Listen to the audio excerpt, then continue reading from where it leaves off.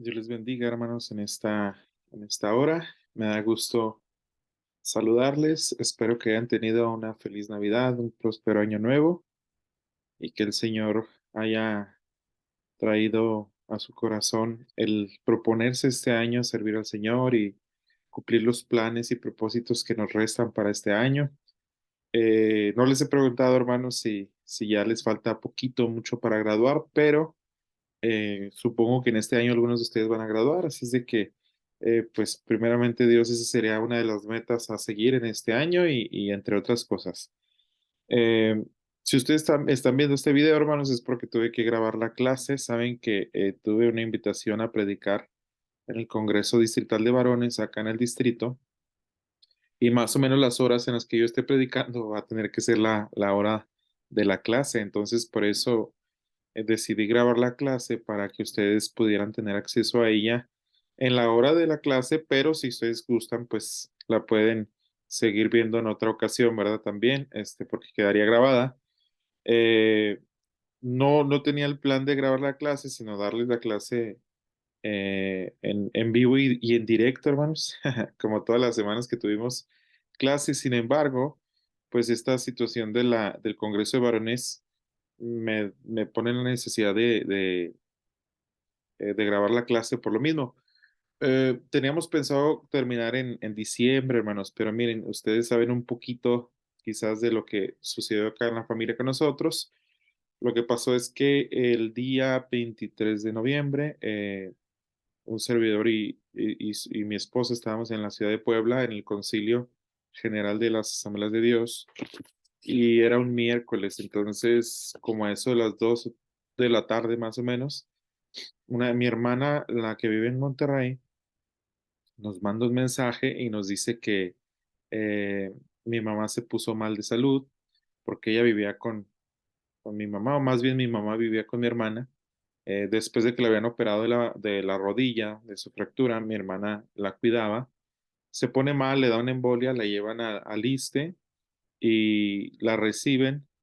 Mi mamá está consciente, un poquito trabada de su voz por la embolia.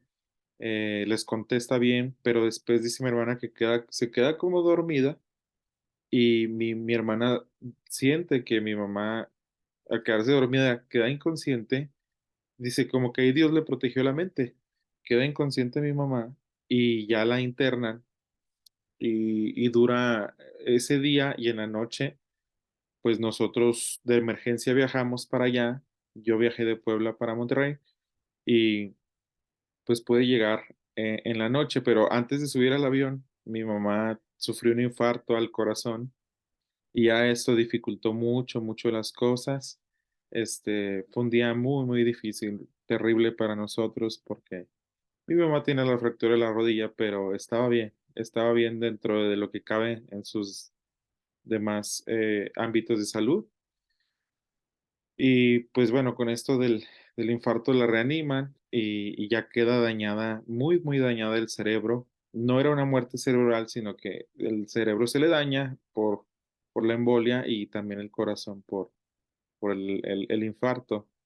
Queda inconsciente desde ese momento. Ya cuando yo llego al hospital, mi mamá está inconsciente, ya no nos puede responder. Llegan mis hermanos y duramos unos 21 días hasta el 13 de diciembre. Duramos allá, hermanos, desde noviembre hasta diciembre, pues que estuvo hospitalizada mi mamá y finalmente, pues el 13 de diciembre, el día de ayer, hace un mes, partió con el Señor. Fue algo difícil, ha sido algo difícil porque pues son cosas que uno no se espera y más porque mi mamá estaba bien de salud. Lo bueno es que mi mamá fue cristiana por más de 50 años. Era una mujer de oración, era una mujer que esperaba en la voluntad de Dios y esa es la esperanza que tenemos, hermanos, ¿verdad? Volver a ver a nuestros familiares que mueren en Cristo. Y esas son las causas por las que yo ya no di clases con ustedes ni en otros lugares, hermano. Yo realmente no traje cabeza porque me la pasaba en el hospital. Aparte que no tenía acceso a internet porque me la pasaba en el hospital. Les di algunas clases ahí con ustedes. Ya al final, para terminar, no pude. y pues quedé con el hermano Sergio de pues retomar las clases en cuanto pudiera. Así es de que ahorita estamos en esta situación. Vamos a retomar esta y otra clase más y ya terminamos, hermanos. Así es de que le doy gracias a Dios por sus oraciones, por su comprensión y pues bueno, son cosas que pasan. Lo bueno es morir en Cristo, porque la esperanza que tiene un servidor es, anhelo mucho ver a mi mamá otra vez, con todo mi corazón, pero la única manera en que yo puedo verla es manteniéndome fiel al Señor hasta la muerte o hasta que Él venga por su iglesia. Entonces, pues así está la situación, hermanos, por eso no pudimos terminar nuestras últimas dos clases, pero el día de hoy vamos a tener una penúltima clase y la próxima semana tenemos otra y terminamos. ¿Está bien? Así que bueno, voy a compartir pantalla para iniciar en esta hora. Vamos a entrar ya casi al cierre, hermanos, de nuestro curso con la parte de la filosofía moderna. En la filosofía moderna vamos a tratar dos temas muy interesantes o más bien dos corrientes filosóficas interesantes, que es el racionalismo y el empirismo. Y de aquí, desde el racionalismo, el empirismo, encontramos el origen de la modernidad. Quizás usted ha escuchado esta palabra, modernidad. Nosotros lo utilizamos mucho a veces para decir algo novedoso, algo nuevo. Por ejemplo, vamos a alguna otra congregación y entonan cantos muy nuevos o hay una liturgia, una forma de hacer las cosas un tanto diferente a la de nuestra iglesia y decimos, ah, esa iglesia es muy moderna. ¿Por qué? Porque lo asociamos como con algo nuevo, con algo que tiene que ver con novedad. Entonces, el origen de la modernidad no se puede determinar o no se puede decir exactamente el momento donde inicia, es lo que dice el autor, que es difícil determinar el momento en que se inicia una nueva edad, en este caso la modernidad. Los límites que se colocan suelen ser convencionales. En general se coincide en que la edad moderna se inicia con el movimiento que llamamos Renacimiento, que tiene que ver con el racionalismo, con las ideas, el racional, eh, más bien, ¿cómo les puedo explicar? Como el despertar, así lo manejan, del razonamiento del ser humano o de que somos seres racionales y que este ser racional es el que predomina, ¿verdad? En esta época hablando, ¿no? Y una corriente renovadora caracterizada por su oposición a la filosofía y la ciencia escolástica medieval. Por eso se tiene como en otra etapa el racionalismo y el empirismo, porque vienen a hacer una oposición a la filosofía escolástica medieval, que era lo que habíamos venido viendo hasta la última clase. Y la actitud de los primeros renacentistas era un simple e ilusionado abrirse a la belleza de la vida, al valor que la naturaleza tiene por sí misma. En un principio se utilizaron como fuentes de inspiración los poetas latinos que habían caído en el olvido en el primer periodo de la Edad Media. Más tarde, la toma de Constantinopla por los turcos ocasionó la emigración hacia el occidente europeo de muchos sabios bizantinos que difundieron el conocimiento de los textos originales de la filosofía griega. Entonces aquí vamos a ver un racionalismo, un empirismo, pero también un renacimiento de algunas ideas de los filósofos griegos. Tenemos primero, hermanos, la nueva ciencia experimental y este hombre pues es muy famoso. Eh, e incluso muchos de estos hombres se les considera, algunos son creyentes, ¿verdad? Y otros no, pero son intelectuales de la época que vinieron a marcar la pauta. Copérnico es un clérigo polaco, es decir, nace en Polonia en 1473 y muere en 1543. Propugnó por vez primera desde el punto de vista científico el sistema heliocéntrico, oponiéndose de esta manera a la complicada teoría geocentrista de Ptolomeo y de las esferas celestes que dominaban hasta su tiempo como hipótesis explicativa de los fenómenos astronómicos. Debemos de entender, hago una pausa, hermanos, que por ejemplo Copérnico era un astrónomo, es decir, un estudioso de los astros, del Sol, el sistema solar, los planetas, las estrellas, todo esto, pero no es nuevo. Esto ya viene incluso en la palabra de Dios, ¿no? Por cuando encontramos, por ejemplo, los magos que vienen de Oriente siguiendo la estrella de Belén o la estrella que les iba a dar la señal de dónde iban a ser el Mesías. Eran sabios, eran astrónomos y por lo tanto ya la astronomía tenía mucho tiempo. Entonces, no es igual a la astrología, ¿verdad? La astrología es la línea satánica, que el Señor lo reprenda, de los que estudian la astrología, es decir, que los signos zodiacales y todas estas cosas no tienen nada que ver con esto. La astronomía es la ciencia que estudia los astros, en los planetas, las estrellas, etcétera. Entonces, Copérnico es uno de los astrónomos más importantes de la historia. ¿Por qué? Porque hay varios descubrimientos trascendentales que tiene juntamente con Giordano Bruno de 1548 al 1600. Construye un sistema panteísta en el que la Tierra se reduce a una partícula de un universo infinito al que otorga carácter divino. Por no retractarse de sus errores teológicos, es condenado a la hoguera por la Inquisición. Giordano y Copérnico son importantes porque empiezan a promulgar las ideas de que no estamos solos como planeta. No estoy diciendo que haya vida en otros planetas, ¿verdad? Porque esa es una discusión y usted sabe un montón de cosas. No, no estoy diciendo eso, estoy diciendo que Copérnico y Giordano lo que hacen es empezar a plasmar las ideas de que nosotros somos un pequeño punto, en este caso el planeta Tierra, en un universo muy, muy inmenso, porque anteriormente esto se creía que la Tierra era el centro del universo, que el Sol y todo giraba alrededor de la Tierra. Por eso estos filósofos vienen a revolucionar, pero al mismo tiempo son creyentes, porque en el caso de Giordano Bruno no se retractó eh, de errores teológicos, o sea, sí creía en Dios, tuvo algunos errores y fue condenado a la hoguera por la Inquisición. Galileo Galilei, es Nicolás Copérnico es uno de los grandes, Giordano Bruno también. Galileo Galilei de 1564 a 1642 sentó las bases de la dinámica moderna. Fue el primer matematizador de las ciencias de la naturaleza y se le considera como el iniciador de la física cuantitativa por oposición a la física cualitativa del aristotelismo. Y aquí hay otra vez una pugna, hay otra vez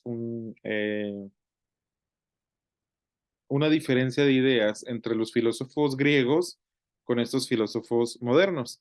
Su célebre proceso se originó cuando siguiendo las ideas de Copérnico y con la ayuda del telescopio, inventado por los hermanos holandeses Hans y Christian Hansen y perfeccionado por él, comenzó a demostrar experimentalmente que el universo era heliocéntrico. Eh, es decir, no todo va a girar alrededor de la Tierra, ¿verdad? Tiene un orden, pero es distinto al que se creía en ese tiempo. Ahora, hay que rescatar, hermanos, que la invención, por ejemplo, del telescopio, pues ya ayuda mucho a los astrónomos a determinar ciertas ideas que se tenían del universo. En lo personal, siempre he querido tener un telescopio. Ya saben, hermanos, ¿verdad? Cumplo años el 20 de abril. Regálenme un telescopio. No, no se crea. Siempre he querido un telescopio y hay de diferentes precios, de diferentes capacidades. Pero mire qué interesante que estamos en el 2023 y los telescopios pues todavía siguen siendo funcionales, siguen siendo atractivos, ¿verdad? Para estudiar los astros, para ver la luna, etcétera. Perdón, pero por ejemplo en este caso, en el caso de Galileo Galilei, toma la invención de los hermanos Hans y Christian Hansen y lo empieza a perfeccionar.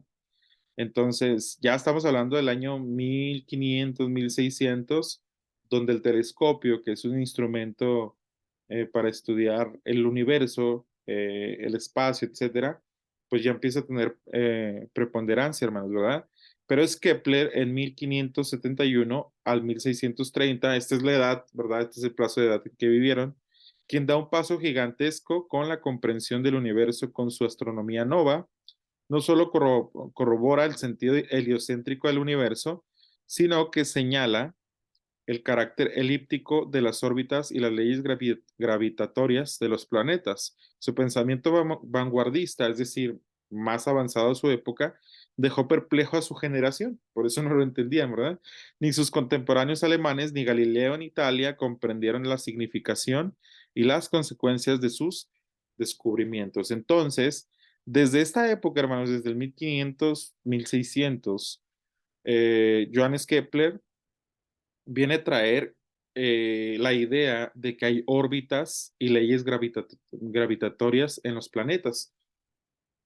Es decir, que los planetas giran el movimiento de traslación, por ejemplo, la Tierra tiene el movimiento de traslación de 365 días para dar una vuelta al Sol y de 24 horas en movimiento de rotación. En este caso, el movimiento de traslación y las leyes gravitatorias de los planetas, las leyes de gravedad, que después con Isaac Newton vienen a hacerse más fuertes, ¿no? Pero ya desde ese tiempo se tenían ciertas ideas al respecto, vienen a trazar algo muy interesante, hermanos, porque en la actualidad, o no tiene mucho, que se conoce la teoría fina del universo. No sé si este es el nombre.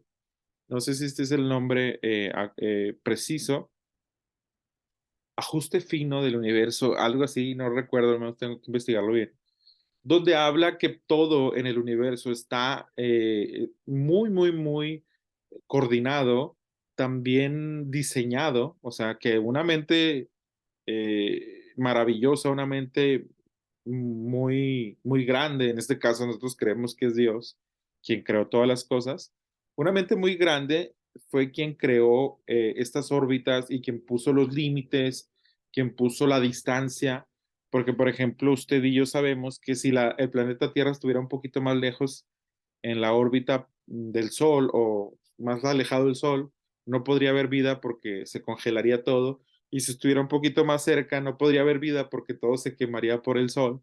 Entonces, el ajuste fino habla de esto, hermanos. Habla de que todo está finamente ajustado y que, por ejemplo, la Tierra no se sale de su órbita. Sigue en la misma distancia con el Sol, sigue en la misma distancia en su traslación y también con la Luna, que tiene como satélite natural, que no se salen de su órbita y en fin. Entonces, todas estas ideas que le estoy plasmando están muy interesantes porque, eh, pues, estos son los primeros filósofos modernos que ellos concluyen con estas ideas, ¿verdad? O aportan, más bien dicho, estas ideas. Voy a compartir pantalla, hermanos, para ver un video. Espero y lo puedan ver. Cuando se graba la clase, me parece que no hay problema en esto. Cuando estamos en vivo y a todo color, sí es cuando de repente falla el que yo comparto pantalla y ustedes no puedan verlo. Pero vamos a ver este pequeño video que tiene que ver con Copérnico y con Galileo Galilei y continuamos, hermanos. Así que ponga atención. Si sale algún anuncio, usted sabe que está en YouTube. No, no es porque yo lo puse, hermano, ¿verdad?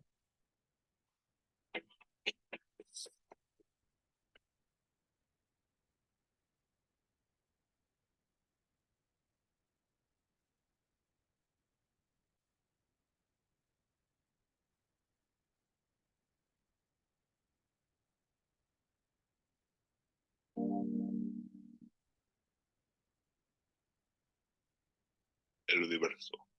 La astronomía es la ciencia que estudia el universo, la movilización y localización de los cuerpos celestes, los planetas y sus satélites, los cometas y los meteoritos, las estrellas y las galaxias. Es una de las ciencias más antiguas. El hombre desde sus inicios trató de conocer el cielo, saber del sol y de las fases de la luna. Desde la antigüedad se practicaba la astronomía. Grandes filósofos como son Nicolás Copérnico y Galileo Galilei se sumergieron en el estudio del universo. Hoy, en National Geographic, las grandes aportaciones de Copérnico y Galileo, documentados por el científico mexicano Ricardo Rozas. Muy buenos días. El tema del cual se va a hablar.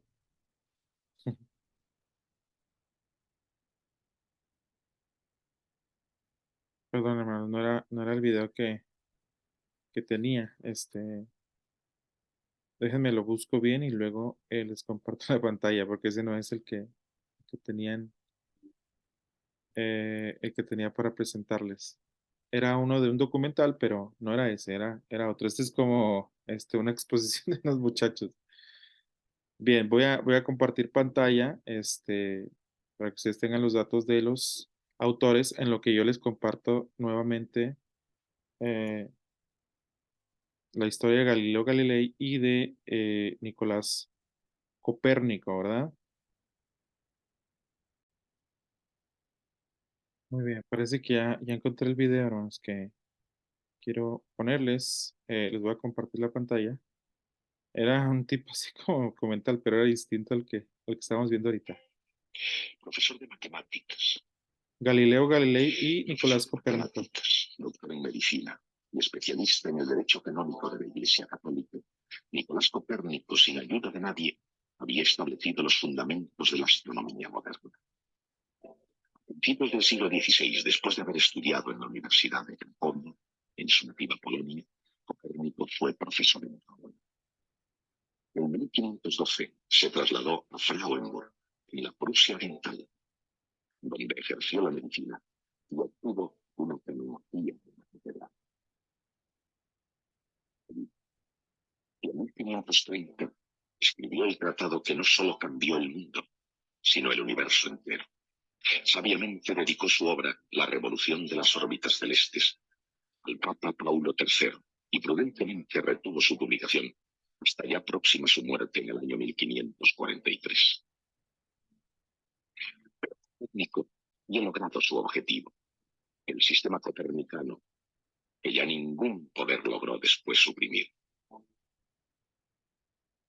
Basado en antiguos datos astronómicos, en algunas cosas era únicamente un pequeño progreso sobre el sistema de Ptolomeo.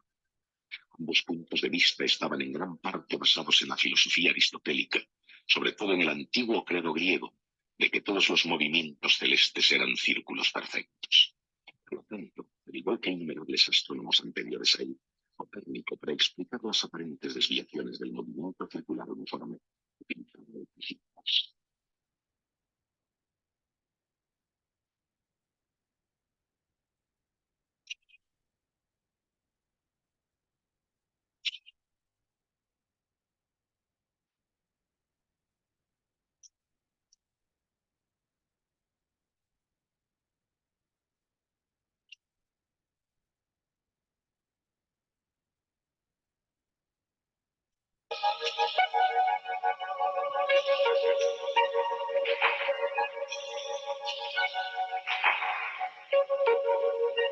No obstante, situó el Sol en el centro del sistema solar y puso en órbita a su alrededor a todos los demás planetas, incluida la Tierra. De esa forma, Nicolás Copérnico hizo el trabajo de preparación de algo que algunos opinaron fue una mala jugada para Galileo Galilei. En el Renacimiento, aquel sistema de Copérnico suponía un serio peligro, pero solo en términos teóricos. Incluso si los astrónomos hubiesen querido oponerse a los puntos de vista aristotélicos de la Iglesia, ninguno de ellos hubiera sido capaz de demostrar que los planetas giraban en órbita alrededor del Sol. Y además, tampoco lo intentaron. Nadie lo hizo hasta que Galileo puso su entendimiento a la tarea, con Copérnico en el fondo de su mente. Y con ayuda de la última tecnología de la época, Galileo se esforzó por resolver algunos conceptos suyos. Con planos inclinados e imaginándose el mundo en el vacío, comprendió la ley de la caída de los cuerpos. Todos los cuerpos caen con la misma aceleración constante. Al mismo tiempo se imaginó también el mundo sin rozamientos. Estos experimentos llevaron a Galileo a otro descubrimiento, la ley de inercia. Una bola rodando sobre un plano liso horizontal no se pararía nunca.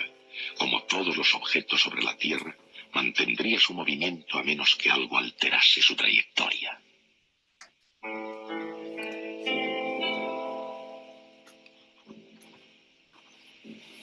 Galileo explicó cómo funcionan las cosas en la Tierra, aceptando el sistema de Copérnico y sus propios puntos de vista sobre el movimiento. Pero se necesitaron 3 leyes más para poder explicar cómo funcionan las cosas por encima y más allá de la Tierra. Muy bien. Entonces vemos, hermanos, la importancia de estos hombres, puesto que todavía en la actualidad tenemos ideas de este tipo, ¿verdad? Sabemos que la, la Tierra gira alrededor del Sol y no solamente eso, sino que también los planetas tienen una órbita. Entonces, desde estas épocas, imagínense usted lo revolucionario que eran las ideas de estos hombres, que era algo que a lo mejor nosotros no alcanzamos a dimensionar, pero era peligro para ellos de muerte incluso, hermanos. ¿Por qué? Porque son ideas que no todo mundo puede aceptar. O sea, ya ahorita decimos, bueno, la Tierra gira alrededor del Sol y se tarda 365 días. 365 días y 6 horas. Y cada 4 años esas 6 horas se suman y hacen el año bisiesto, que es agregarle un día más al calendario, que se le agrega al mes de febrero, ¿verdad? Todos los meses de febrero tienen 28 días, con excepción del año bisiesto que tiene 29. Entonces, tiene que ver con las ideas de estos hombres que en la actualidad son muy comunes las ideas o pudiera decir incluso niño, ¿no? No, son cosas que ya sabemos desde cuándo. Sí, pero en la época podía ser algo peligroso, hermano, ¿verdad? Incluso para ellos. Luego viene Isaac Newton. Mire, Isaac Newton muchos de ellos son creyentes y son algunos hasta teólogos, otros no negaron la existencia de Dios, al contrario, trataron de reafirmar la idea de Dios. Isaac Newton vive del 1642 al 1727. Fue el gran sistematizador de la física cuantitativa moderna, juntamente con Descartes, con René Descartes, que lo vamos a ver ahorita en un ratito.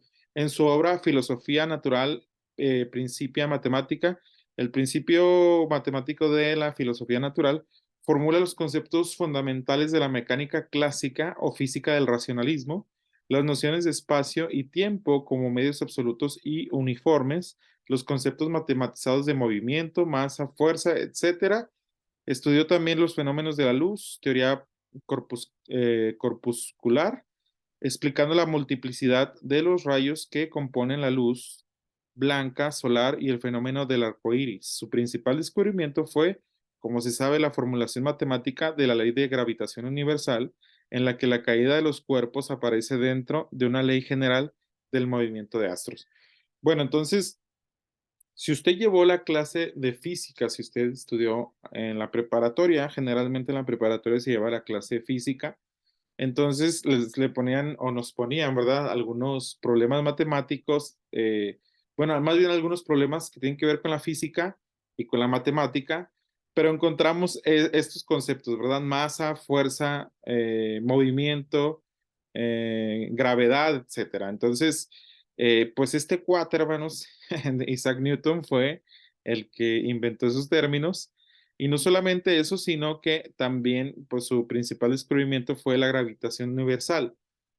Que hay ciertos dichos, ¿verdad? Ciertos dichos que nosotros tomamos y a veces no nos damos cuenta que estamos basándonos estos dichos en las ideas o en las teorías, ¿verdad? De estas personas. Porque, por ejemplo, decimos, todo lo que sube tiene que bajar. Eso es una ley. Si usted avienta una pelota hacia arriba, pues va a tardar un tiempo y luego va a llegar hasta su límite según la fuerza con la que usted la aventó, y ya estando en el aire, ¿verdad? Se va a detener y luego va a caer. ¿Por qué? Por la fuerza de gravedad. Entonces, la fuerza de gravedad de lo que habla Isaac Newton tiene que ver mucho con este tipo de expresiones que nosotros tenemos y que a veces no nos damos cuenta, ¿verdad? Pero vienen desde aquí. Ahora, hay una historia muy famosa que quizás usted conozca, que tiene que ver con Isaac Newton, y es que él estaba meditando, pensando, estudiando, algo así nos da la idea de la historia, ¿no? Y que está debajo de un árbol de manzanas y de repente se le cae una manzana y hasta en las caricaturas o hasta en las películas lo ponen como que la manzana le pega en la cabeza o le cae ahí, ¿verdad? Y él se da cuenta de la ley de gravedad. Hay quienes dicen que esta historia no fue cierta, hermanos. Hay quienes dicen que esta historia fue como un invento. No sabemos a ciencia cierta, ¿verdad? Sí, esta historia de la manzana que le cae a Isaac Newton es verdad, pero lo que sí sabemos es que él aportó las ideas para la ley gravitacional universal. Entonces, las leyes de gravedad, eh, pues tiene que ver con las ideas de Isaac Newton. Incluso pues los hombres y mujeres, ¿verdad? Decimos que ya con la edad vamos siendo víctimas de la gravedad. ¿Por qué? Porque los músculos del hombre, ¿verdad? El hombre que era musculoso, pues ya tienden a, a escurrirse, ¿verdad? Ya cuando uno llega a cierta edad, pues cuando el ser humano llega a cierta edad. Y eso es también un tipo de expresión, ¿verdad? La ley de gravedad, las arrugas. ¿Por qué el ser humano no se arruga para arriba, ¿verdad? Porque las arrugas tienden a verse así como hacia abajo. Y dicen las personas, es que es la ley de gravedad, ¿no? Obviamente tiene que ver con el paso de los años, con la deterioración del cuerpo, de que este cuerpo va envejeciendo, porque es parte de la ley de la vida, de lo que Dios estableció. Pero son expresiones, ¿verdad?, que utilizamos para decir que la ley de gravedad ha tenido nos ha hecho estragos, ¿verdad? Sobre todo en los hombres, hermanos, porque el cabello se cae. El cabello no se cae para arriba, ¿verdad? El cabello se cae para abajo, para el suelo. Entonces, somos víctimas, ¿verdad? Decía una imagen. Hay mujeres que tienen el cabello chino y dicen, ay, cómo quisiera tener el cabello lacio. Y hay mujeres que tienen el cabello lacio y dicen, cómo quisiera tener el cabello chino. Y los hombres decimos, Dios quiere y no se nos caiga el cabello, ¿verdad? Entonces, esto, hermanos, miren, por muy común y pues tiene que ver con las ideas de Newton, ¿verdad? Con la caída, con la idea de que algo se cae. El cabello se cae al suelo. ¿Y por qué se cae al suelo? Porque según este hombre, o porque se nos cae, ¿verdad? Y a veces ya no sabemos dónde quedaron, o nos estamos bañando, ¿verdad? Y nos enjabonamos y ya las manos llenas de cabello, de que se nos cae el cabello. Y ahí estamos comprando algunos tratamientos, etcétera, o champús especiales. Pero ¿por qué esta idea de que las cosas se caen? Porque Isaac Newton fue quien aportó a esto, ¿verdad? La ley de gravedad. Entonces, nosotros decimos, Dios quiere y no se nos caiga el cabello y que las leyes de Newton, ahora sí que la boca se le haga chicharrón a Newton, ¿verdad? Y no se nos caiga el cabello. Pero bueno, usted entiende la idea. ¿Por qué le digo esto? Porque son ideas o son expresiones que usamos a veces en nuestra vida cotidiana y no nos ponemos a pensar que vienen desde acá, ¿verdad? Desde las ideas de estos pensadores. Muy bien. Tenemos el racionalismo. ¿Qué es el racionalismo, hermanos? Tiene que ver con la razón, obviamente. Es la concepción racionalista la que vamos a ver a continuación dentro de esta ebullición de nuevos gustos, ideas, aversiones, orientaciones científicas. Se va forjando durante el posrenacimiento, es decir, después del Renacimiento, una mentalidad filosófica nueva que habrá de ser característica de la modernidad. El racionalismo, la filosofía medieval, había concebido a este mundo como algo contingente, es decir, algo que posee una esencia consistente en algo, pero que no conlleva en sí a la existencia, es decir, que podría no existir. La contingencia del mundo y de nosotros dentro de él exige la existencia de un ser necesario, Dios, que confiere la existencia a cuanto por si no lo posee ni exige.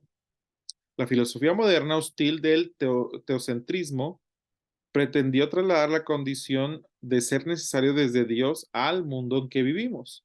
No es que adjudicase la necesidad a cada una de las cosas reales existentes, ya que esta pugna con la experiencia, pero sí al universo considerado como un todo. El racionalismo, hermanos, tiene que ver mucho con, eh, valga la redundancia, las ideas racionales que manejamos y tratar de, en el caso de los creyentes, tratar de engranar la idea de que hay un ser necesario, porque en la filosofía, quizás se los he dicho en alguna otra clase, pero se los voy a reiterar, en la filosofía, desde la antigüedad, los filósofos empiezan a hacer preguntas acerca de la existencia del ser humano, del planeta, de la creación, de todo este tipo de pensamientos Y el filósofo lo que hace es empezar a pensar, pensar, pensar, pensar, pensar y llegar hasta lo más lejos posible, ¿no? Entonces, muchos filósofos, no todos, hablan de un ser necesario. El ser necesario es aquel ser que causa todas las cosas o que crea todas las cosas. Porque, por ejemplo, decimos, bueno, en el planeta en el que vivimos, yo estoy sentado en una silla de madera, pero esa silla de madera fue fabricada por un carpintero, por un trabajador, pero ese carpintero, ese trabajador tuvo que tomar madera que compró o que consiguió para hacer la silla, pero esa madera tuvo que haber salido de un árbol y ese árbol tuvo que haber sido una semilla que daba fruto y que creció y se hizo un árbol, pero esa semilla necesita de la tierra, necesita del agua, necesita de ciertos nutrientes para poder crecer. La Tierra no es algo que el ser humano pudo inventar, es algo en el que habitamos, el planeta, etcétera. Pero ese planeta, dicen los que son creyentes o los que son teístas, no pudo haber existido de la nada. Entonces hay un sol, hay una luna, hay una creación y se van hasta atrás y dicen, tiene que haber un ser necesario, es decir, se necesita de un ser inteligente, creador, que haya hecho todas las cosas.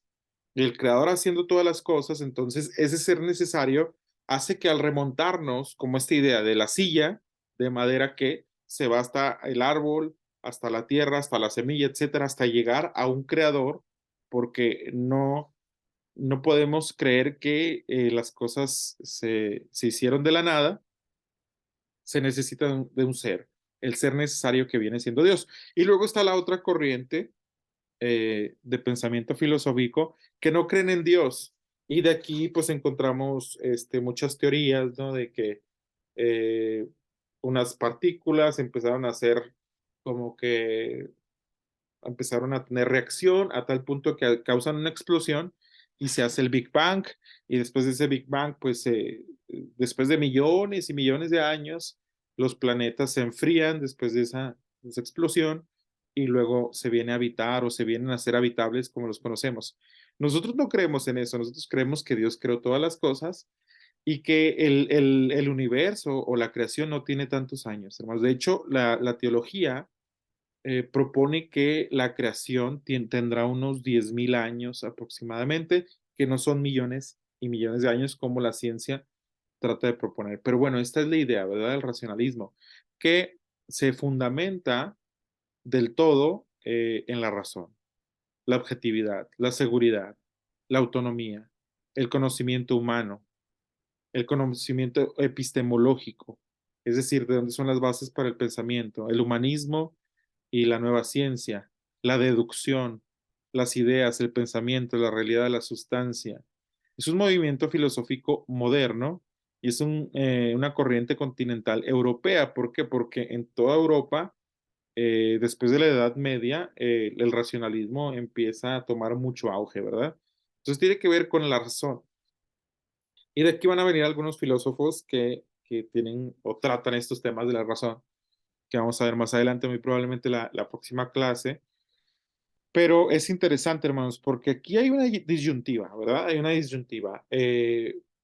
La gente anteriormente, ya no tanto, pero anteriormente, usted recordará hace unos 20 años aproximadamente, no sé, mucha gente no cristiana consideraba a los cristianos ignorantes, consideraba a los cristianos como seres no pensantes que les lavaban el cerebro y que iban a una iglesia y que palmeaban, ¿verdad? Mientras cantaban, este, y que no tenían como una racionalidad muy desarrollada, por eso se dejaban como convencer por la religión. Eso es lo que se tenía de idea del cristiano todavía hace unos 20 años, hermano. Pero han cambiado las cosas. ¿Por qué? Porque en la actualidad tenemos muchos profesionistas, mucha gente intelectual, mucha gente pensante, ¿verdad? Que aporta ideas, etcétera. Y la prueba es esto, que por ejemplo en la actualidad usted se está preparando en un instituto bíblico, en un seminario, para servir mejor al Señor y muchos de ustedes ya estudiaron otras cosas o a lo mejor nada más están estudiando el seminario, pero se están preparando de alguna manera para romper estas ideas, bueno, para servir al Señor, ¿verdad? Pero esta tendencia de que los cristianos ya de un tiempo para acá, sobre todo los cristianos pentecostales, hermanos, ya nos estamos preparando más, rompe con esta idea de que el cristiano es ignorante, no necesariamente. Y dijo alguien, no, es que a mí el Señor no me lavó el cerebro, me lavó el corazón, ¿verdad? ¿Por qué? Porque me transformó. Entonces, estas ideas racionalistas vienen a cuestionar la fe cristiana, vienen a cuestionar la fe que nosotros tenemos, pero en mi opinión, en mi postura, ¿verdad? Yo digo, bueno, es que yo creo en un Dios que hizo todas las cosas porque racionalmente para mí me causa más sentido, es decir, tener el ser necesario, que es Dios. Para mí, racionalmente, eso es la paradoja, hermano, ¿verdad? Eso es lo curioso, que muchos que defienden la razón y que defienden la lógica, ¿verdad? Si no tiene lógica, entonces no existe o no puede ser. Dios no está sujeto a nuestra lógica. Dios no está sujeto a nuestras leyes naturales. Dios es Dios. Y muchas cosas que Dios hace no tienen sentido para la lógica humana, hermanos. Por ejemplo, la muerte sustitutiva del Señor Jesucristo por nosotros no tiene sentido. ¿Cómo alguien va a morir por mí? ¿Cómo alguien se va a sacrificar por mí? Pues bueno, Jesús lo hizo, ¿verdad? Y racionalmente no tiene sentido para muchos. Por eso el apóstol Pablo dice, ¿verdad? El Evangelio es locura para los que se pierden. ¿Por qué? Porque no es racional para muchos. Lo razonan y dicen, no, es que no tiene sentido.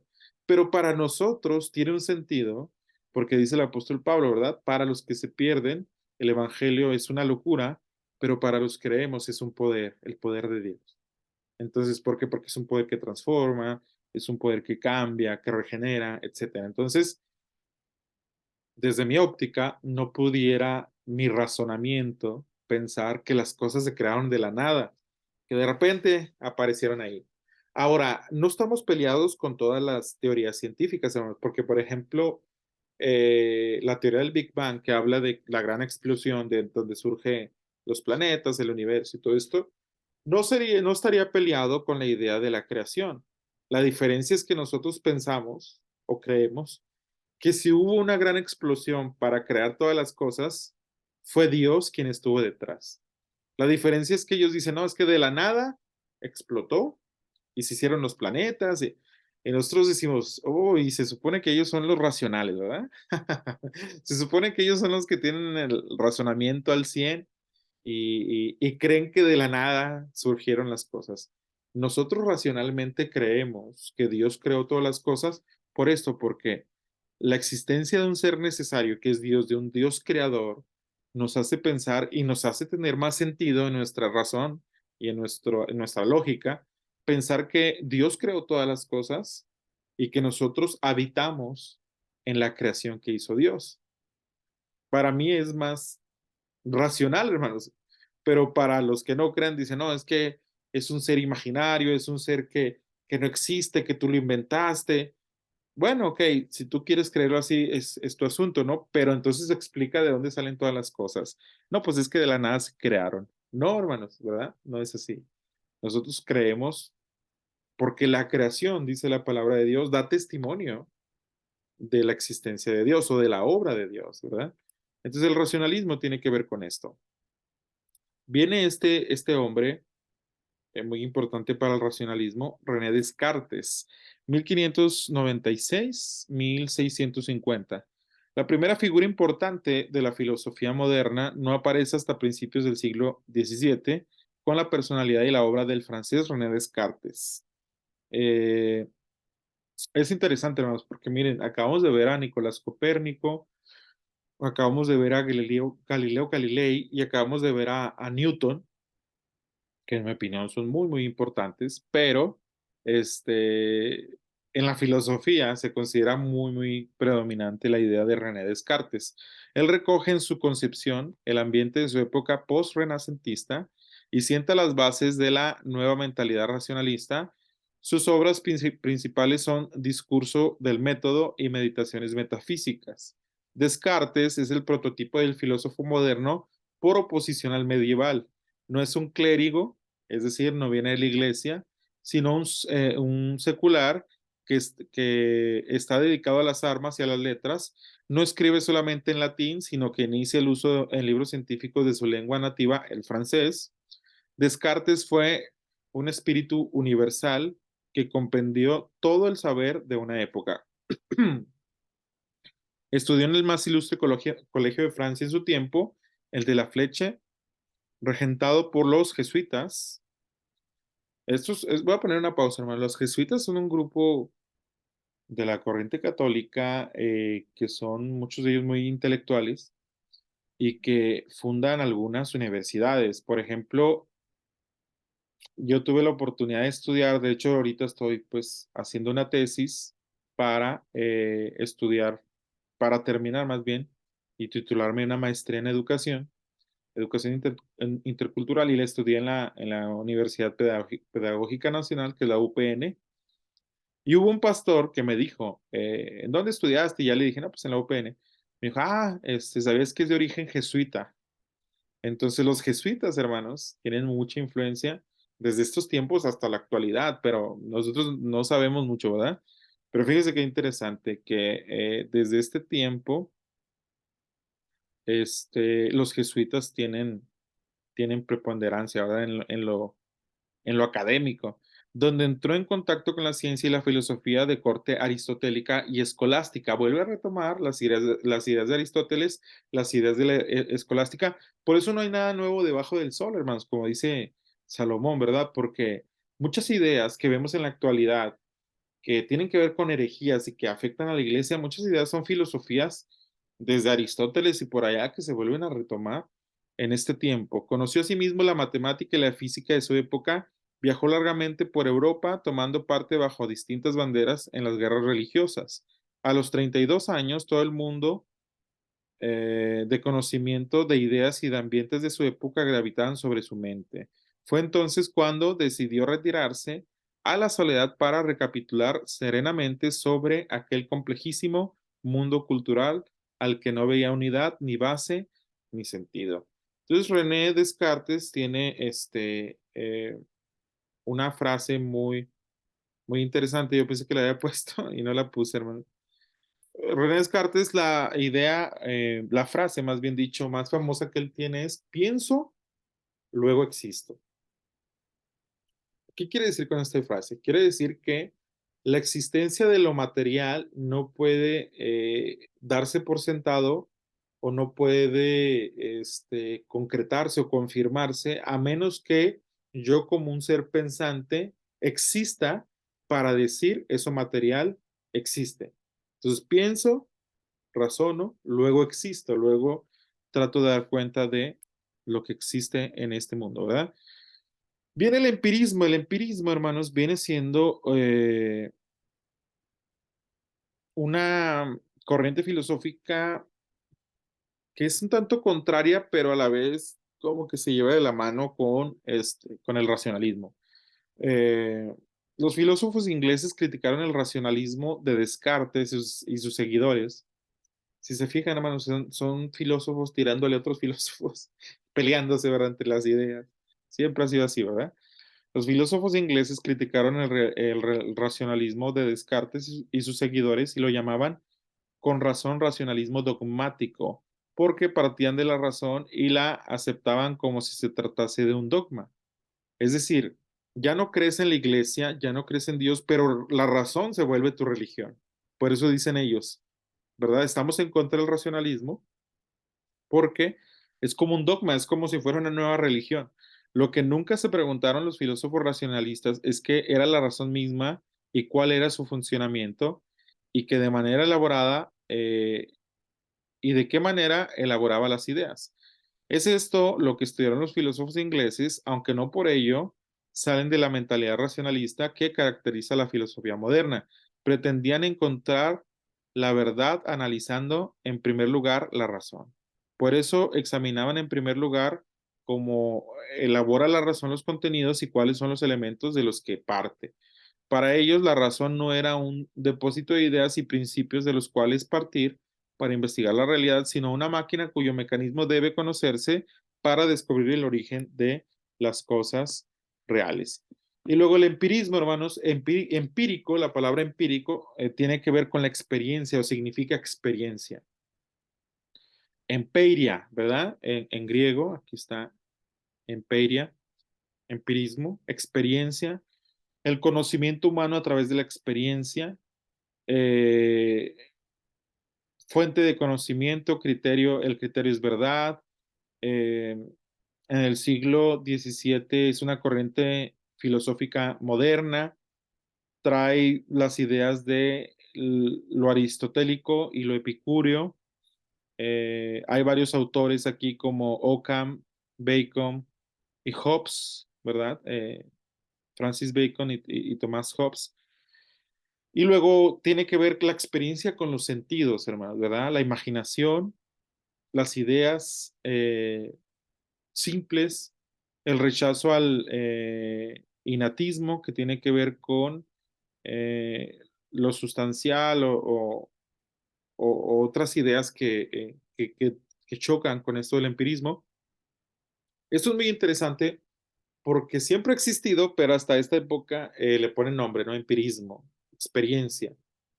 La palabra de Dios enseña, hermanos, que nosotros podemos adquirir conocimiento por medio de varias cosas, de varios elementos. Por ejemplo, el conocimiento de Dios o el conocimiento bíblico lo podemos adquirir a través del estudio, de leer, de investigar, etcétera. Pero hay un tipo de conocimiento que la Biblia habla, y lo habla en toda la Biblia, muy interesante, que es la sabiduría. ¿Cómo se obtiene la sabiduría? La sabiduría se obtiene a través de la experiencia, a través de lo empírico. Por eso le digo, no hay nada nuevo debajo del sol, ¿verdad? Muchas ideas ya están en la Biblia y estos cuates piensan que son la neta del planeta, ¿verdad? Porque piensan que ellos inventaron, pero no, hermanos, muchas ideas ya están en la Biblia. Mire, por ejemplo, hay personas cristianas, yo he conocido pastores, que no tienen estudios seculares, que no terminaron la primaria, que no fueron al seminario bíblico, pero que son sabios. Que usted le pide un consejo y el hermano o la hermana te dan un consejo así bueno, ¿verdad? Y espiritual, porque muchas veces personas son gente de oración, no como otros, ¿verdad? Que aconsejan y que aconsejan conforme a sus ideas.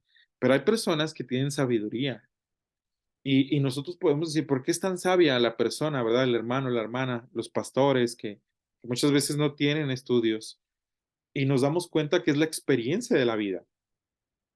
Entonces, por eso el libro de Proverbios es el libro de la sabiduría a través de la experiencia, por, eh, por preeminencia, ¿cómo se me fue la palabra, hermanos? Eh, por excelencia. Es el libro de la sabiduría por la experiencia. eh, en, se oye como una cacofonía, ¿verdad? Una cacofonía tiene que ver con algo que suena igual. Es el libro de la sabiduría a través de la experiencia por excelencia. Usted entiende la idea, ¿no? Usted entiende que me trato de referir a que el libro de Proverbios nos dice consejos prácticos para la vida y dice que el principio de la sabiduría es el temor a Jehová o el tener una reverencia, una relación con Dios.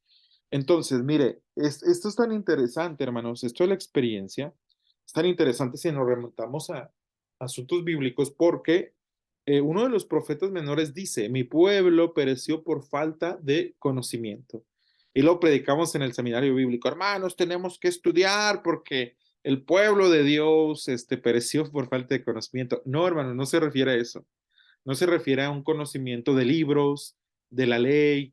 El pueblo de Dios conocía la ley, conocía los estatutos. ¿A qué se refiere el Señor? Mi pueblo pereció por falta de experiencias íntimas conmigo. No me conocieron íntimamente y por eso perecieron. Entonces, no tuvieron una experiencia. Aquí es interesante, hermanos, porque el racionalismo nosotros dentro del estudio bíblico lo podemos manejar así. Necesitamos estudiar, necesitamos aprender, investigar, pero también necesitamos la experiencia con Dios. Necesitamos tener una experiencia con Dios para lograr un conocimiento más pleno de quién es Dios. Perdón, no podemos conocer a Dios solamente leyendo la palabra de Dios. Es una forma, pero lo que lo complementa es la oración y la fe y la experiencia de vivir cada día con Dios. Entonces, conozco la palabra de Dios, pero también tengo experiencia con Dios. Entonces, estas son ideas que podemos rescatar para nosotros. ¿Por qué? Porque estos cuates, muchos de ellos ni crean en Dios, otros sí, pero muchas veces son ideas opuestas, ¿verdad? A lo que creemos. John Locke, 1632 al 1704. El primer filósofo de importancia dentro de esa corriente fue John Locke del empirismo, de un modo semejante al de Descartes, saturado de la enseñanza complejísima y dogmática que recibió en Oxford, una universidad que todavía existe y que es muy famosa. Locke busca la sencillez y claridad de una verdad inmediata y de un método seguro y simple para llegar hasta ella. El carácter práctico de los británicos, inclinado a las cosas concretas, inspira el pensamiento de Locke, de John Locke, quien desconfía del método de Descartes. Es decir, las ideas de Locke son diferentes a las de Descartes o contrarias, ¿verdad? Porque parte de la existencia en nuestro espíritu de ideas innatas que nacen con el mismo espíritu y vienen con nosotros como la idea de Dios o las ideas matemáticas. Es decir, dice John Locke, hay ideas que no las puedes aprender, hay ideas que ya las traes contigo desde que naces. Las nuevas opiniones siempre son sospechosas y normalmente se rechazan sin más razón que el hecho de no ser comunes. Entonces John Locke está defendiendo la idea o la corriente filosófica que tiene que ver con la experiencia, el empirismo. Bien, entonces vemos que chocan las ideas entre el empirismo y el racionalismo, ¿verdad? John Locke es de los principales de el empirismo. Cuando Descartes habla de idea, se refiere a los conceptos universales abstractos, pero Locke, cuando habla de idea, se refiere a todo lo que el sujeto piensa, recuerda, imagina, más como lo que nosotros tenemos de, valga la redundancia, de idea, ¿verdad? Al respecto. Si adquirimos ideas por medio de la experiencia y de ella procede todo nuestro conocimiento, el empirismo, las experiencias pueden ser de dos clases. Sensación, la percepción de la realidad exterior mediante los sentidos. Reflexión, la percepción de nuestra realidad interior proveniente de nuestras operaciones mentales, pensamientos, creencias, etcétera. Entonces, por aquí estos dos cuates, ¿verdad? René Descartes y este John Locke, que muchos de ellos hasta parecen como de película, ¿verdad? Bueno, actores de película. No sé si me figura, pero bueno, continuamos. La filosofía de David Hume, el hombre. El ideal romántico presenta siempre al filósofo ensimismado en sus reflexiones, apartado del mundo y sumido en las elucubraciones de su mente y el estudio de viejos libros. Sin embargo, hay filósofos que logran unir la destreza académica con una vida plena de placeres.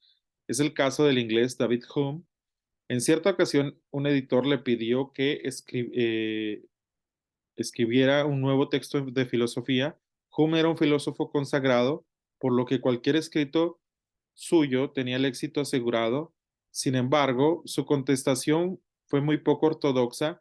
Lamentablemente no puedo embarcarme en ninguna nueva publicación. Estoy demasiado viejo, demasiado gordo, demasiado rico y sobre todo demasiado perezoso como para hacerlo.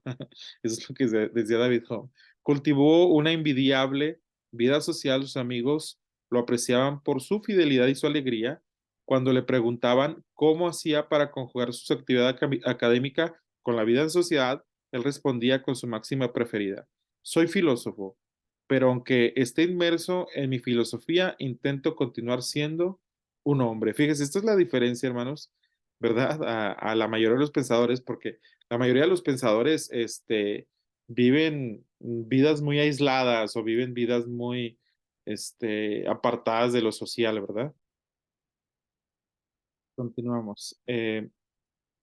David Hume, hermanos, es uno de los intelectuales filósofos que, pues, tienen una vida distinta, ¿verdad? La mayoría de los filósofos, porque él destaca por tener una vida social distinta, ¿verdad? De la mayoría de los filósofos. Luego viene Emmanuel Kant, de 1724-1804. Con Immanuel Kant culmina la filosofía racionalista moderna que se había iniciado con Descartes. Kant nació en Königsberg, que supongo que es como en Alemania, ¿no? Y murió en la misma ciudad durante su vida. Nunca salió de Prusia Oriental, su patria. Era un hombre ordenado y sedentario, una mente profunda e infatigable. En Kant se reúnen las dos corrientes de la filosofía moderna, la cartesiana y la empirista inglesa. Cartesiana es de René Descartes y empirista inglesa, ¿verdad?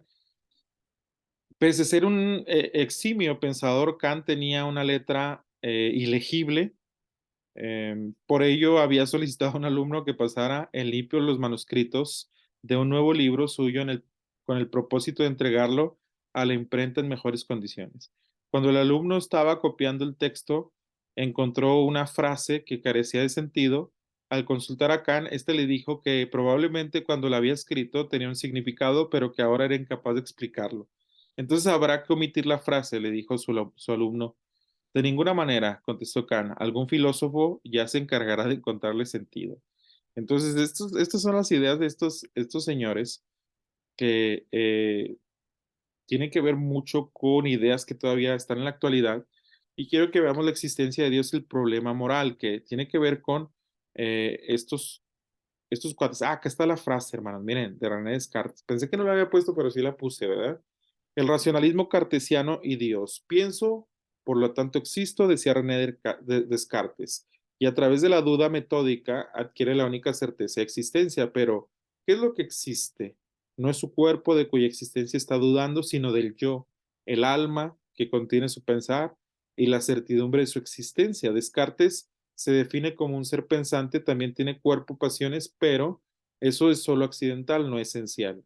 Es el pensamiento el que determina la existencia. Por eso decía, pienso, luego existo, y tiene que ver con la esencia, lo inmaterial, ¿verdad? Con lo intangible. No que pues, soy material, tengo un cuerpo, no se refiere a no existo, de que materialmente no estoy, sino al alma, a el alma y a todo esto. El empirismo y Dios. ¿Qué piensa el empirismo y Dios? John Locke y su idea de Dios. John Locke parte de tres principios. No hay ideas innatas, todo nuestro conocimiento nace de la experiencia y deriva de ella. Por ejemplo, cuando aprendemos a hablar de niños, es una experiencia adquirida, ¿verdad? No tenemos o un conocimiento adquirido a través de la experiencia, porque no traemos como que metido en el cerebro cuando nacemos ya un lenguaje, un idioma, no lo aprendemos.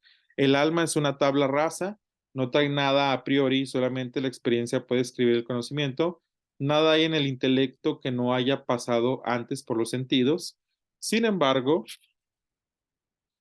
admite la existencia de Dios y trata de conciliar la fe con la razón, pero rechaza todas las ideas religiosas vigentes y quiere fundar una religión que sea aceptada por el sentido común. Locke admite la necesidad de una religión natural y racional y cree que Dios es el principio racional supremo que creó el mundo y sus leyes inmutables, se desentendió del mundo y dejó que funcionara de acuerdo a esas leyes inmutables. El conocimiento del hombre no puede ir más allá de su experiencia. John Locke. Esa es una de las frases de John Locke. Luego viene George Berkeley y su idea de Dios. Berkeley cree que las cosas solo existen si son percibidas por el sujeto, es decir, si nosotros podemos tocarlas o dar cuenta de ellas, existen, si no, no.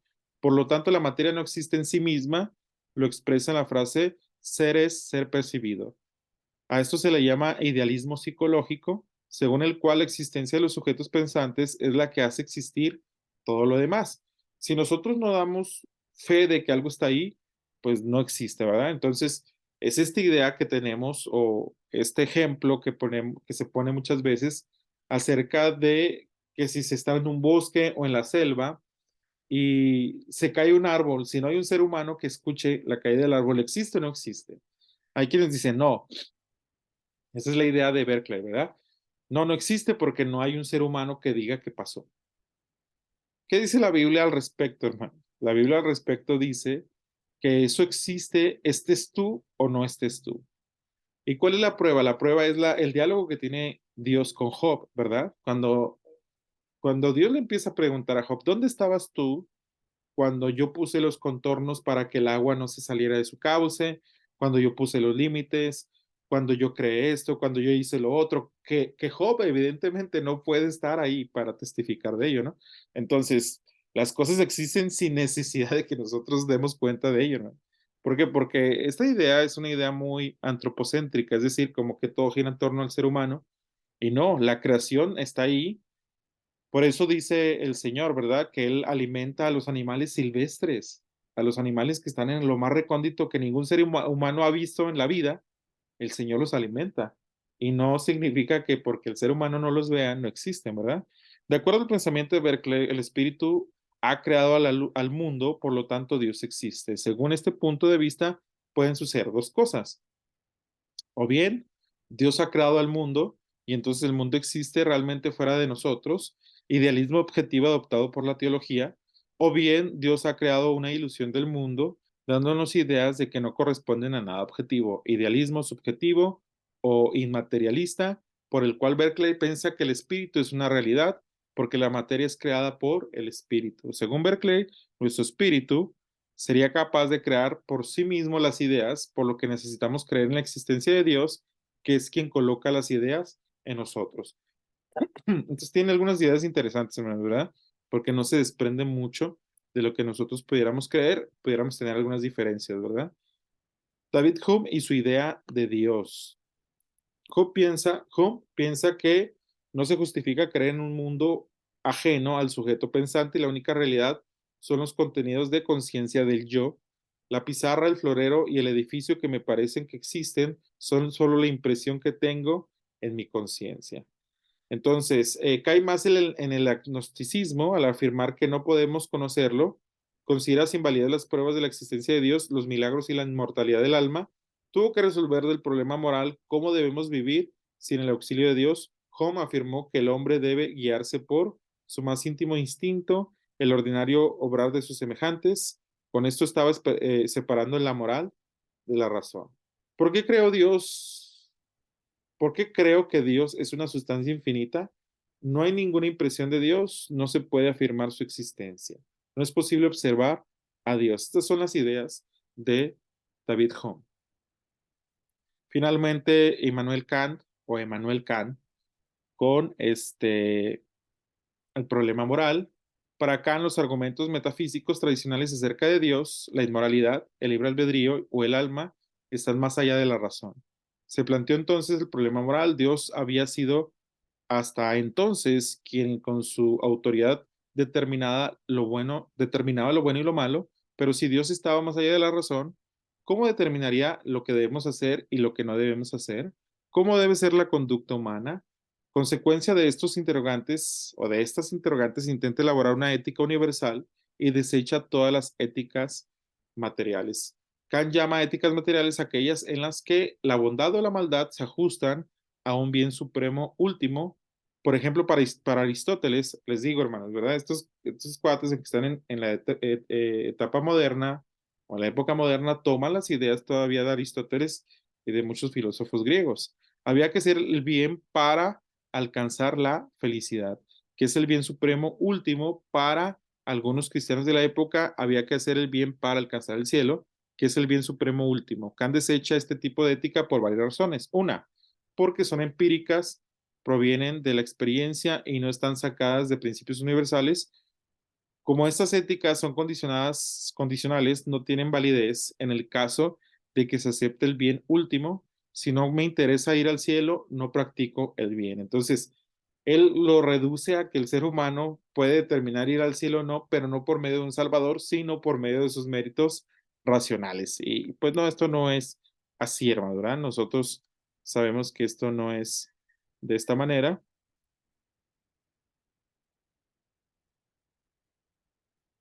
Quiero que veamos un último video para que cerremos con las ideas de estos pensadores, el racionalismo y el empirismo. Voy a compartir pantalla, hermanos, voy a tratar de que se vea el video que tengo.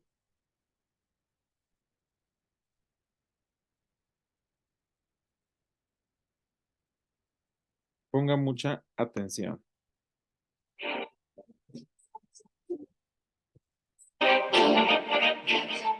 El racionalismo y el empirismo son dos corrientes filosóficas que se desarrollan en los siglos XVII y XVIII respectivamente, y representan la entrada de la filosofía en la Edad Moderna. Con frecuencia se las presenta como opuestas o enfrentadas, pero sería más correcto decir que tienen muchos puntos en común y que el empirismo es más una evolución del racionalismo que responde a los cambios sociales y avances científicos que se producen entre un siglo y otro. Ambas tienen una preocupación común que es la teoría del conocimiento. La causa de esto es también común, aunque lo que las separa es su distinto enfoque al respecto. Racionalismo proviene de ratio y debe su nombre a la importancia que dan al sujeto, a la razón humana, en el proceso de conocimiento, mientras que empirismo proviene de empeiría, experiencia, y deriva de la importancia que estos filósofos dan al objeto de estudio, lo que se quiere conocer, y la necesidad de datos empíricos para avanzar en el conocimiento. En este vídeo vamos a ver por qué surgen estas corrientes y por qué tienen un enfoque distinto. Todo parte de la caída del sistema aristotélico medieval, porque aunque la Edad Moderna histórica se considera que empieza en la segunda mitad del siglo XV, en filosofía no es así. Existen pensadores y eruditos renacentistas como Maquiavelo, Erasmo de Róterdam o Montaigne, pero no una corriente filosófica como tal, porque la filosofía en sí tardó nada menos que 3 siglos, los siglos XIV, XV y XVI, en salir de su propia crisis y la parálisis a la que le había conducido a aceptar totalmente las teorías derivadas de la física de Aristóteles. Fue la refutación absoluta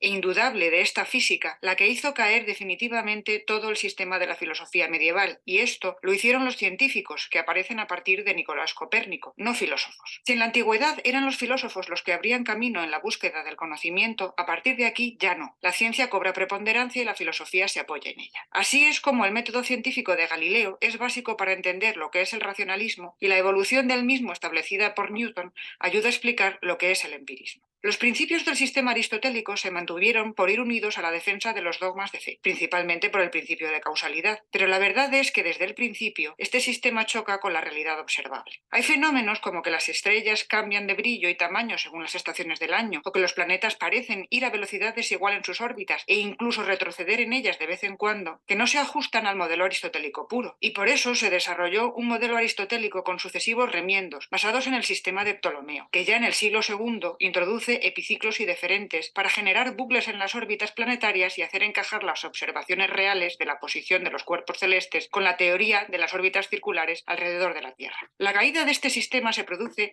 gracias a 3 científicos. Primero, Copérnico sitúa al Sol en el centro del sistema, a la Luna como satélite de la Tierra, que además gira sobre sí misma, y a cada planeta en su orden correcto, convencido de que el sistema tolemaico no se sostiene por su excesiva complejidad. Luego Kepler, llevándose él mismo un disgusto, llega a la conclusión de que por muy perfecto que parezca lo de las órbitas circulares, no es correcto, que los datos encajan con órbitas elípticas y el Sol en uno de los focos de la elipse. Sus conocimientos matemáticos le permiten enunciar sus 3 leyes, de las que en su época solo se pudieron verificar 2. La tercera, también correcta, necesitaba del desarrollo matemático y las teorías de Newton. Y finalmente Galileo, que fue el primero en usar un telescopio para mirar al cielo, y vio una terrible cantidad de cosas imposibles para la ortodoxia reinante, que no hay 2 zonas con diferentes sustancias, que los cuerpos celestes no son esferas perfectas, que el Sol tiene manchas, que la Luna tiene cráteres, montañas y valles, que Júpiter tiene satélites, que hay muchas más estrellas de las que se ven a simple vista. Él además estudia el movimiento, es uno de los padres de la mecánica, y sus avances sobre el estudio de la caída de los cuerpos y de la trayectoria de los proyectiles le llevan a un nuevo concepto de movimiento. El principio de conservación del movimiento, o sea, la inercia, abre la posibilidad de que pueda existir el vacío y, sobre todo, lleva a que no todo lo que se mueve tiene que ser movido por otro, con lo que las observaciones reales y las deducciones conceptuales que hace aniquilan toda la construcción dogmática del cristianismo medieval. No es de extrañar que acabase obligado a abjurar de sus teorías para no ser condenado a muerte. Pero a la vez, su impacto en la filosofía es brutal, porque ya solo los tribunales de la fe tratan de negar la evidencia. La conclusión de los filósofos es: durante siglos lo hemos estado haciendo todo mal. Utilizábamos un método especulativo e inútil que nos ha mantenido en teorías absurdas, así que tenemos que encontrar un método nuevo que nos lleve al conocimiento correcto. Es así como surge el racionalismo. El avance científico fue posible por el desarrollo de las matemáticas, las observaciones empíricas y el método de trabajo que utilizan para sacar conclusiones. El método de Galileo es conocido como hipotético deductivo o resolutivo compositivo y tiene 3 partes. siguientes: el análisis de los datos empíricos,